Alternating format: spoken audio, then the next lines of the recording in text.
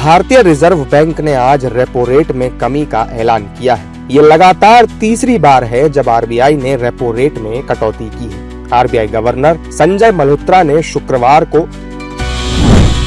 Repo rate में 50 basis point यानी 0.50% की कमी का ऐलान किया।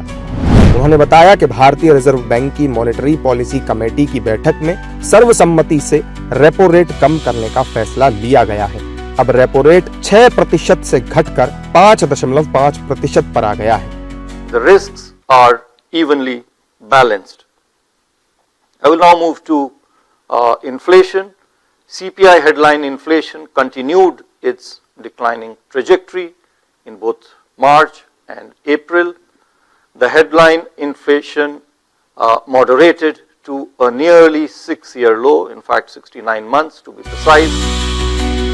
रेपो रेट में कमी का सीधा असर लोन की ब्याज दरों पर होता है। आरबीआई की ओर से रेपो रेट कम करने से न केवल घर, गाड़ी या दूसरे कर्जों पर लगने वाला ब्याज कम होगा, यानी होम लोन और कार लोन की ईएमआई कम होगी, बल्कि इससे महंगाई पर भी लगाम लगेगी और ग्रोथ रेट में भी बढ़ोतरी होगी। आरबीआई के फैसले से देशवासियों को बड़ी राहत मिलेगी और उनकी बचत में भी इजाफा होगा। इससे पहले इसी साल फरवरी और अप्रैल में भी आरबीआई ने रेपो रेट में 0.25% की कटौती की थी।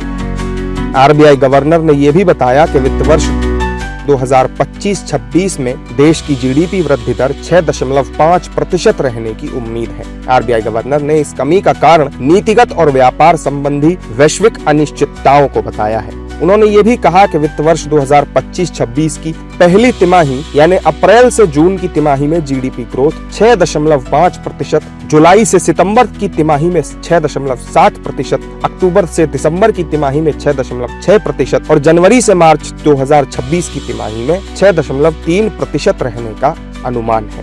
Real GDP growth rate for this year 25-26 is projected at 6.5%. We continue with our earlier forecast with Q1 at 6.5, Q2 at 6.7, Q3 at 6.6 and Q4 at 6.3%.